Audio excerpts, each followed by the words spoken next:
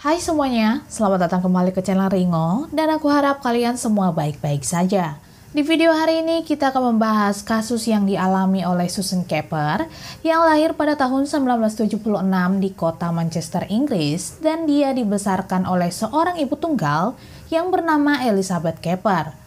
Susan digambarkan sebagai seorang anak perempuan yang lembut, sangat sopan, dan orang-orang yang mengenalnya mengungkapkan kalau hal yang paling diinginkan Susan dalam hidupnya yaitu dia ingin disayangi ataupun dicintai. Hal ini karena kedua orang tuanya telah bercerai sejak usianya masih sangat muda, jadi Susan tidak tahu siapa ayah kandungnya, sementara Elizabeth menikah lagi dengan seorang pria yang bernama John. Tapi tidak lama kemudian ibu mereka Elizabeth meninggalkan mereka, jadi sekarang dia dan saudara perempuannya Michelle tinggal bersama dengan John ayah tirinya. Semenjak ibunya meninggalkan mereka, Susan dan Michelle tidak memiliki rumah untuk menetap hingga menyebabkan mereka harus tinggal berpindah-pindah dari satu rumah ke rumah lainnya. Sampai akhirnya mereka memutuskan untuk tinggal di rumah ayah tiri mereka. Susan yang dulunya cukup rajin, dia mulai bolos dari sekolah dan kehadirannya selama 2 tahun terakhir di sekolah ternyata digambarkan tidak menentu atau lebih tepatnya dia tidak memberikan perhatian penuh dengan pendidikannya. Tapi di sisi lain dia masih dikenal sebagai anak perempuan yang bersemangat dan juga sopan. Susan yang merasa ditinggalkan mulai mencari perhatian dan kasih sayang dari siapa saja yang memberikannya. Dan saat Susan berusia 16 tahun, dia mulai menghabiskan banyak waktu dengan seorang wanita yang bernama Jane Powell yang berusia 26 tahun yang sudah memiliki 3 orang anak. Dia bekerja sebagai pengedar obat-obatan terlarang hingga melakukan jual beli terhadap barang-barang curian. Jane dan Susan tinggal di daerah yang sama yaitu di Langworthy Road, Boston. Sementara Jane sebenarnya mantan babysitter yang merawat Susan saat dia berusia 10 tahun. Dan karena Susan tidak memiliki rumah untuk menetap, jadi dia tinggal di rumah Jane bersama dengan anak-anaknya. Bahkan kadang-kadang Susan akan memanggil Jane dengan sebutan ibu. Tidak lama kemudian, seorang wanita yang bernama Bernadette McNeil yang berusia 23 tahun, yang juga seorang ibu dari 3 orang anak pindah ke rumah baru yang jaraknya hanya beberapa pintu dari rumah keluarga Jane. Dan dari situlah Jane dan Bernadette mulai saling mengenal, mereka mulai menghabiskan waktu bersama di rumah Jane termasuk dengan Susan. Hubungan mereka yang sangat dekat membuat mereka memutuskan untuk tinggal bersama. Jadi Bernadette bersama ketiga anaknya pindah ke rumah Jane, di mana keduanya berbagi tempat tidur. Tapi tidak diketahui dengan pasti apa alasan Bernadette pindah ke rumah Jane. Sementara Susan masih terus datang untuk tinggal di rumah Jane meskipun Jane dan Bernadette sering menggertaknya dan memanfaatkan sifatnya yang baik hati. Susan tetap tidak takut dengan mereka, dia juga tidak marah dengan tindakan mereka, dan dia tetap melakukan apapun yang mereka minta. Sebenarnya Jane memiliki seorang adik laki-laki yang bernama Clifford yang berusia 17 tahun, yang juga tinggal di rumah keluarga Jane di mana dia ikut membantu bisnis Jane yang dijalankan dari rumah. Sebelumnya Jane sudah berpisah dengan suaminya Glenn, tapi meskipun keduanya telah berpisah, mereka masih tetap berhubungan baik. Glenn bahkan sering datang berkunjung, sementara Bernadette juga sudah memiliki pacar yang bernama Anthony Dodson yang berusia 16 tahun yang juga tinggal di rumah itu. Setelah tinggal bersama, sepertinya Bernadette tidak terlalu menyukai Susan. Dia bahkan mulai menuduh Susan tidak merawat anak-anak Jane dengan baik, menuduh Susan jika ada barang yang hilang di rumah itu. Dia juga akan meneriaki Susan dengan sangat kasar, sampai akhirnya mereka akan memukulinya hingga seluruh tubuhnya penuh dengan memar. Susan tentu saja tidak bisa menerima perlakuan ini, jadi dia mengumpulkan keberanian untuk meninggalkan rumah Jane, lalu pergi ke rumah ibunya setelah dipukuli oleh Jane, tapi sayangnya ibunya menolak kehadiran putrinya itu. Pada saat Susan memohon untuk diizinkan masuk ke dalam rumah dan diizinkan untuk tinggal di sana, ibunya tetap menolak permintaan itu dengan alasan kalau pacarnya tidak akan mengizinkannya. Jadi sekarang Susan tidak punya pilihan lain selain kembali ke rumah keluarga Jane. Tapi meskipun dia disiksa secara fisik, Susan tetap tinggal di sana. Dia juga tidak takut pada mereka karena memang alasan dia tinggal, dia ingin membuat mereka bahagia. Dan Susan juga percaya kalau orang-orang yang ada di rumah itu benar-benar menyayanginya. Meskipun mereka telah menuduh Susan mencuri sebuah mantel, padahal sebenarnya pada saat mantel itu hilang, Susan juga tidak ada di sana. Lalu pada bulan November tahun 1992, Bernadette menyalahkan Susan atas penyakit kelamin yang dialami Anthony. Dia mengungkapkan kalau penyakit itu datang karena Susan yang selalu berada di sekitar mereka. Mereka berusaha mencari seseorang untuk selalu disalahkan, dan memang mereka selalu menyalahkan Susan dalam hal apapun yang terjadi di rumah itu. Mereka bahkan akan memberikan hukuman padanya sebagai akibat atas yang mereka tuduhkan padanya. Padahal sebenarnya dia tidak pernah melakukan tindakan yang mencelakai mereka. Sementara Anthony sendiri juga menyadari kalau Susan tidak salah dalam hal ini. Dia juga percaya kalau penyakitnya itu bukan berasal dari Susan, melainkan dari Bernadette. Pada tanggal 7 Desember tahun 1992, tepatnya pada saat Susan sudah kembali ke rumah ayah tirinya, Jane dan Bernadette mulai memikirkan cara untuk membujuk Susan agar dia mau kembali ke rumah Jane. Mereka memberitahu Susan bahwa ada seorang anak laki-laki yang menunggunya di Jalan Langworthy nomor 97, di mana anak laki-laki itu diam-diam menyukai Susan. Jane dan Bernadette tahu kalau Susan pasti akan percaya dengan kebohongan ini karena mereka berdua tahu persis bahwa hal yang diinginkan Susan adalah cinta, dan benar saja Susan benar-benar penasaran. Dia bahkan tidak bisa menahan diri untuk mencari tahu siapa anak laki-laki yang menyukainya itu. Jadi dengan lugunya dia ikut kembali bersama mereka berdua, tapi sayangnya hal itu sama sekali tidak benar. Tidak ada anak laki-laki menyukai Susan di sana seperti yang mereka ceritakan. Jadi saat Susan masuk ke dalam rumah, Glenn, Powell, dan Anthony sudah ada di sana menunggu kedatangan mereka. Tapi bukan untuk menyambut kedatangan Susan, mereka justru melakukan hal buruk padanya. Mereka berdua menahan Susan sambil menyeretnya ke dapur, lalu mereka mulai mencukur habis semua rambut di kepalanya termasuk alisnya, dan menyuruh Susan untuk membersihkan rambutnya sendiri. Tidak sampai di situ saja, mereka juga menaruh kantung plastik di atas kepalanya, lalu mereka secara bergiliran memukul, menendang, memukulinya dengan menggunakan ikat pinggang dan kayu sepanjang 1 meter, hingga menyebabkan Susan tidak sadarkan diri. Tapi sayangnya mereka tetap tidak peduli dengan Susan, mereka tidak berpikir untuk memberikannya pertolongan atau merasa kasihan padanya. Mereka justru menyeretnya masuk ke dalam lemari dan meninggalkannya di sana sepanjang malam. Keesokan paginya pada tanggal 8 Desember tahun 1992, saat Susan terbangun, dia mulai berteriak, dia mulai menangis dengan begitu keras, sampai akhirnya dia dipindahkan ke rumah Bernadette karena teriakan Susan yang telah mengganggu anak-anak Jane dan juga Bernadette. Kekerasan yang didapat Susan sepertinya tidak berakhir sampai di situ saja. Di rumah Bernadette, dia dibawa ke kamar yang ada di lantai atas, di mana di sana dia dipaksa berbaring di tempat tidur. Mereka juga mengikatnya dengan kabel listrik, menutup matanya dan memasukkan kaos kaki ke dalam mulutnya. Susan dibiarkan terbaring di tempat tidur, dia tidak diberi makan, minum, bahkan dia tidak diizinkan untuk pergi ke toilet. Dan mereka akan bergiliran untuk menyiksanya, sampai akhirnya saat Susan pingsan, mereka menyuntikkan amfetamin untuk membangunkannya kembali, dan benar saja dia memang berhasil bangun. Tapi tindakan buruk mereka kembali berlanjut. Mereka mencabut paksa gigi Susan dengan menggunakan tang, membakar wajah Susan dengan api rokok, memaksanya untuk mendengarkan musik melalui headphone dengan volume penuh, dengan satu lagu yang berjudul Chucky yang diputar berulang-ulang. Setelah 3 hari, Susan tetap tidak diizinkan untuk makan atau minum, dia tidak diizinkan mandi ataupun istirahat, dia benar-benar hanya berbaring di kotorannya sendiri.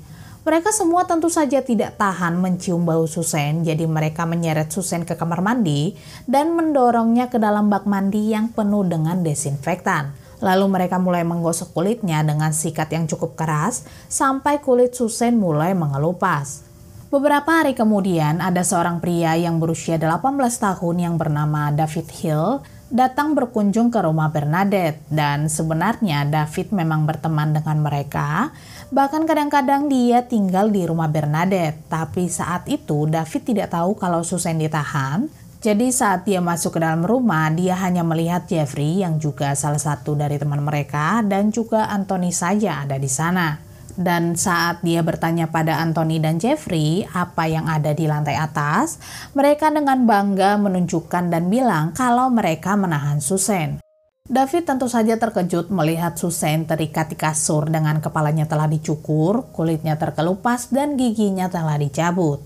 Anthony dan Jeffrey lalu meminta David untuk mengawasi Susan, sementara Susan mulai berpikir kalau ini adalah kesempatannya untuk melarikan diri. Dia masih memiliki harapan untuk bisa keluar hidup-hidup.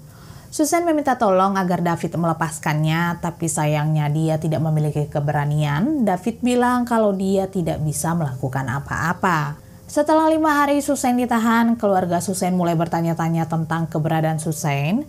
Keluarga Susan tahu kalau dia telah tinggal di rumah Jane. Jadi Michelle, saudara perempuan Susan, pergi ke rumah Jane untuk mencarinya. Tapi Jane bilang kalau dia tidak tahu Susan ada di mana. Michelle kemudian bilang kalau Susan belum juga pulang dan akan lebih baik kalau dia melaporkan atas hilangnya Susan ke kantor polisi.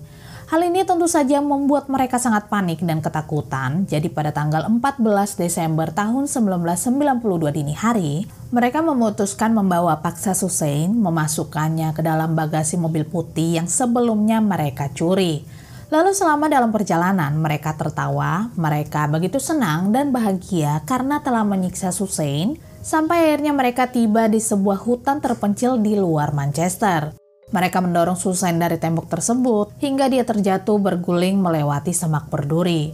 Tindakan keji itu tidak berakhir begitu saja. Bernadette lalu menyiram bensin ke tubuh Susan dan menyuruh Anthony dan Glenn untuk menyalakan api.